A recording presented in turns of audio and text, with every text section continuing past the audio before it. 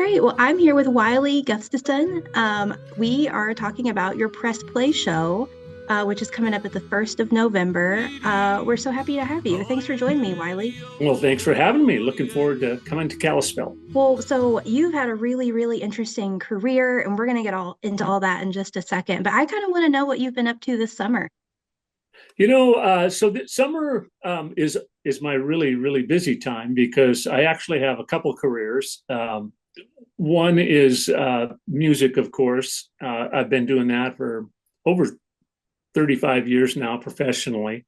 But the my other career is ranching, farming in Conrad, Montana. So I have a horse ranch just out of Conrad, and we raise horses, and then also raise a lot of hay. Have some irrigated ground, so we do a lot of irrigating and lots of things to do in the summertime besides touring. So Do you play a lot of shows in the summer?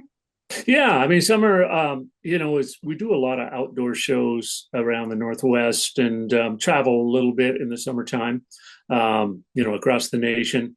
So I have to, it's hard sometimes to find a balance, but it usually works out pretty good. I'm usually gone every other weekend with music and then home for the rest of the time to do the haying and the horse things. I was listening to your music. Everything is so distinctly Western and just like it sounds like it's just like Montana music. What inspired you to pursue country Western? Oh, I think my father, and the lifestyle that we live.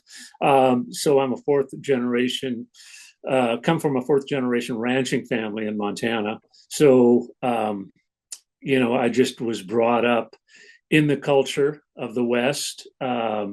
And my father he liked to play guitar and do old cowboy songs and old folk songs. And that was a huge influence on me. And then we had some great radio stations around Conrad growing up. One was in Shelby, and the other was KMON out of Great Falls. They had some great shows that had the contemporary country music that I was growing up with at the time, the 60s and 70s. But there was a great show on KMON that did traditional country music, which was music from the 40s and 50s.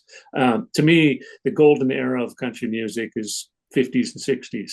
So I really got hooked on that style of music growing up, listening to those radio shows. Your music definitely reminds me of that time period specifically.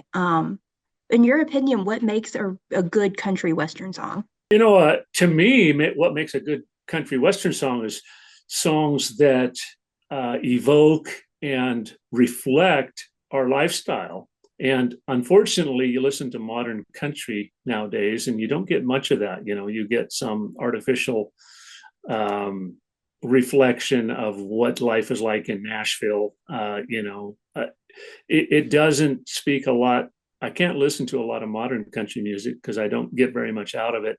But the music that I do listen to would be like Johnny Cash and Merle Haggard. They sang about the country life, and you could their music just reeked of a lifestyle that was of the West and of country. Same with Marty Robbins, guys like that.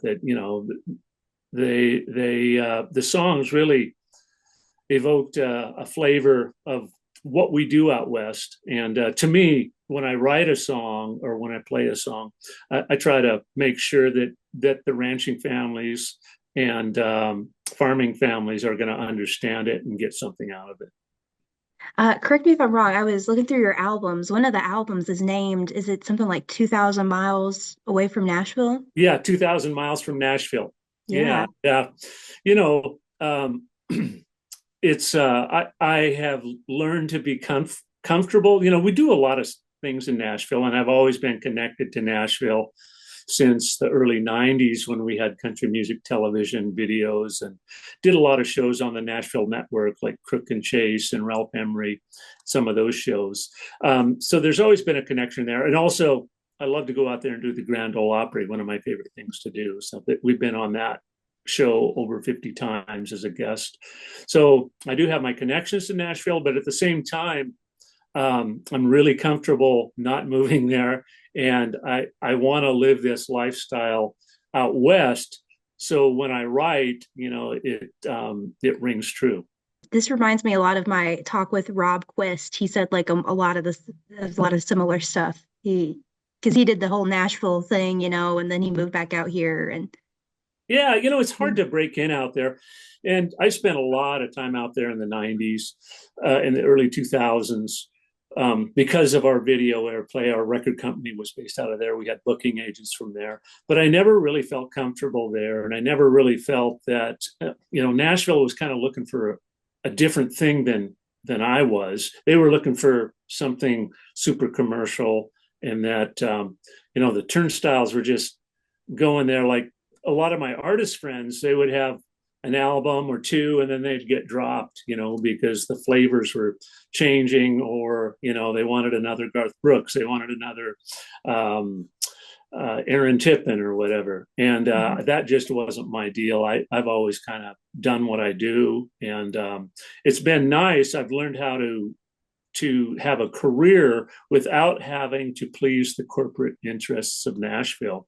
We've slowly grown our fan base over the years, and we have a lot of loyal fans all over the country and all over the world, really, that have learned to like our music, and they seem to be loyal fans. So we record every couple of years now and do an album. I think we have 23 albums out now.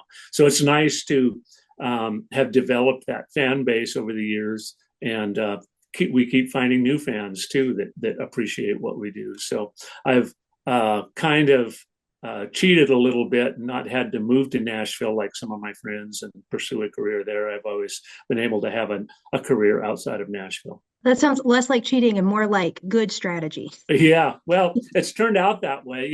When I was younger, I really wanted to have the affirmation and respect of Nashville, and like the Grand Ole Opry likes us, and it's really, I consider that a huge honor. And there's a few other venues out there that we do well in, but for the most part, where we do well is out here. The crowds get us out here. We do a lot of cowboy gatherings. We do a lot of theater shows and things like that, where the ranching family shows up. The ranching families and the people who live our lifestyle kind of gather and listen to our music and get something more out of it. So we're kind of, I guess, doing our own thing.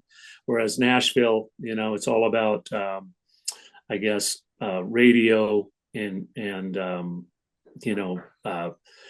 I guess it's mostly centered around radio and video streaming and things like that nowadays. And how many times did you say you've played the Opry? Over 50 times. I think it's been 54, 53 or 54 times, which again, I consider a huge honor. And every time I go out there, it's a blast being on the Opry stage, sharing that stage that so many of my favorite artists shared in the 50s and 60s, and over my appearances there, I've met so many great artists like Hank Snow, and there's just been so many people that I've met backstage there. Grandpa Jones, some of these guys that you don't hear about much anymore, but I grew up with these guys and just love their music. That's so cool. So I want to know a little bit more about how you got into music. When did you decide to start taking it like seriously, like a career? I think my brother Eric needed a cheap bass player when I was in a young teenager, 13 or 14 years old. He was 4 years older than me, and he had a band and needed a bass player. So I joined that band, and that kind of got me started in a performing career, and then also got me interested in music overall, like writing songs. And I was writing music when I was 15 and 16 for my English teachers, and they encouraged me. So I always had a lot of good encouragement. And believe it or not, my parents encouraged me too. They liked music, and the music's kind of been a part of our family. So they encouraged me. And so I was really blessed to have that encouragement early on, and then also we were making pretty good money by the time I got out of high school and went to the University of Montana. We were playing on the weekends for proms and things like that. We were primarily a rock and roll band, doing weekend dances for usually high schools and whatnot, but every once in a while we'd play the bars.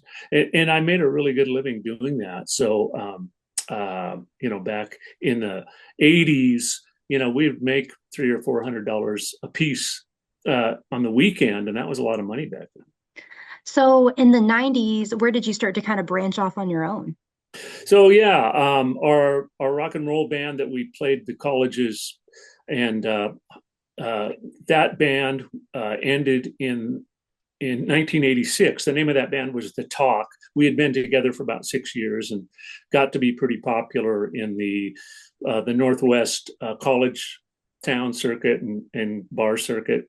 And then we got a little bit of recognition. We recorded 3 albums, and some of the music ended up down in LA, and a music producer picked up our music and put it in a movie. Like it was a made for TV movie, but I think it had Molly Ringwald in it and some great actors.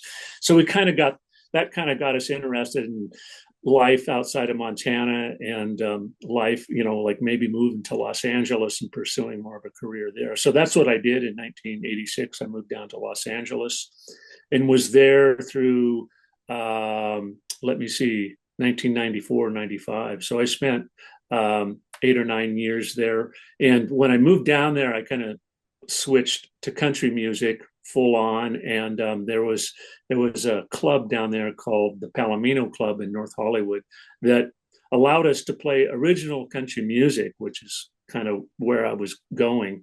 At the time, Dwight Yoakam was really popular down there. There was some other great Southern California artists that really inspired me. And so we started getting recognized by some of the local music industry, doing our local country music. And by 1992, I had management in LA, and that's when we started having success with country music television and the Nashville network. Cool. So is that around the time that you were approached for the Yahoo? Yeah, that was 1996, but between 1992, probably 1990 actually, and 1996, I was doing lots of TV commercials. Down LA is also center of the West Coast advertising industry, and yodeling was kind of used in TV commercials a lot. So they started hiring me. I was probably one of the only yodelers down in that part of the world. So I got a lot of gigs doing TV commercials with a little bit of yodeling in it. And in 1996, the company that worked for Yahoo said, Yahoo needs a yodel. Will you do it for them? And I said, yeah. And so that happened in 1996, and the rest is history. At that point in time, did you realize was it like Yahoo's already big, or it No, was, yeah. 1996, they were just going first year public, and they weren't Mhm. worth very much, but they were rising really quickly. That was the time these internet companies just took off, and that was the search engine of Yahoo was the only. This was before Google, so they were the main search engine, and they became big really quickly between 1996 and 2000. I was watching the Super Bowl, I think in 1999, and I heard my yodel at the end of one of their big commercials on the Super Bowl. So that was kind of a cool deal, and that's when they really started using the yodel, and it kind of turned into an audio logo for Yahoo. They used it in all their commercials. They used it on their emails. So if you were living around that time, just getting into the internet, the Yahoo would have been all over the place. I definitely remember it. I was little, but I remember it. And my dad was like a tech guy in the early 2000s. So he's gonna love that. I'm gonna let him know that I Oh, talked to you. He's good. gonna really love that. So let's talk a little bit more about your albums. So you've been recording since 1994, is that correct? Yeah, 1992, I think, was when we released our first album. That's when the videos started happening on country music television. CMT was 24 hours of music videos back then. And so they actually were looking for videos. That was kind of the beginning of country music videos being a big thing. So we sent them some videos that we took up at our ranch on the Two Medicine River, our family ranch up there, and they looked beautiful. They were shot professionally by a LA film crew. I was living down in LA at the time, had a credit card with like I think a $7,000 limit on it. So I paid for everybody to come up to Montana and do a music video. It was a very small crew, but the quality was very high. And we started sending these videos to CMT, and they started playing them. And then the fans, by requesting these videos, we actually moved up into medium and high rotation with some of these videos. I'll have to look some up on YouTube and see if I Yeah, recognize any because we always had CMT on yeah, when they were playing music videos all the time before yeah. they. TNN, yeah. So the last album you put out was in 2018, right? No, it was actually I think 2023, or maybe it's 2022. Um, Time flies. So I think it was 2023. We had an album, our last album called Bunchgrass, and it did really well. We charted on the Americana charts with it, first time for us, which is a big deal for a country band doing what we do, traditional country, charting on the Americana charts. And you're competing against so many different artists in a wide genre. And so we felt we did, we charted with our album on that was a big deal for us, and did really well with the single for radio for us. And that was our last album, Bunchgrass, in 2023. It is impressive to be on the Americana chart. I think like the music I enjoy listening to that's country is more on the Americana charts Right. now Yeah. than like the mainstream country charts because you're competing against like I mean Tyler Childers is considered Sure. Americana. Yeah, there's some Lots of huge artists that we're competing against, so it's a tough chart. I think it's one of the most competitive charts out there now, really. Um, it's it's turned into alt country and Americana country, kind of falls into the same basket, as well as traditional. That all falls into the Americana basket, and there's so many different styles. It's kind of cool because it reminds me of music in the 1970s on the FM stations. They would have a wide ranging song list that wasn't so specific in terms of genre. And that's what I loved about the 70s. You could hear country music played alongside of pop music. It wasn't that uncommon if it was a good FM station. And FM stations also played album cuts. They weren't singles driven. So you heard a lot of great music, and a lot of great music kind of bubbled to the top in that era. So are you working on anything new right now? Yeah, Album? continually writing and continually having ideas about songs. And then it's usually every couple of years, 2.5 years maybe, that I record now. So we're getting ready to record another album of original music. That'll probably happen in 2025 sometime, maybe springtime if things go well. So songwriting is just something I try to do. I get really busy in the summertime, so I usually don't do much then, but about now and all the way through springtime, when the weather gets cold and there's not much to do outside, it's when I sit in my songwriting room and try to, write songs and get enough for an album.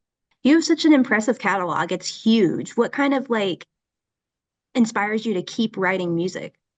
I guess it really is a labor of love, and um, since I've been doing it for over 30 years, it's also kind of a habit. Um, and it's a creative outlet for me. Just something I need to do to keep my creative juices flowing, and to feel normal. I have to write songs, or at least be thinking about an album, thinking about things like that, listening to music. Music is such a huge part of my life. The older I grow, the more I understand and I'm in awe of the power of music and how it affects people and how it affects me. It's just a great gift from God to have music music in our lives, because we listen to music when we're happy, we listen to it when we're sad. It's just one of those wonderful things that a lot of people connect with, and we have a lot of hardcore fans that continually that stay in touch with me, and through Facebook and whatnot, they can write me little notes of saying how important our music is to them in their lives. And that's a huge deal for me. Whenever I get those notes, I feel real blessed to be able to be writing music that makes people happy. That's awesome. Um, all right. Are you gonna bring your band with you? No, I'll be playing solo, Okay. which I do a lot of nowadays. It's hard to get the band together sometimes. Uh, and I like playing solo. I think more of the songwriting side of what I do comes out. With the band, it's more, I think, definitely the dance element comes out a little bit more, and I don't mind being that, but I also like being a singer songwriter and just doing me and my guitar and the song, and it either lives or fails. Well, I think that you'll enjoy press play then, because one thing I always tell the artists is that it's kind of neat. You really have everybody's undivided attention at Yeah, I press. love listening audiences, and luckily, with what we do, our fans are usually a listening audience, especially when we do a theater. And then when we do the dances, a lot of people don't listen as much. It's nice having that ability to do that. We play a lot of cowboy dances and whatnot, but I think my favorite part of this point of my career is sitting down with my guitar and just singing music and singing songs and telling stories through music.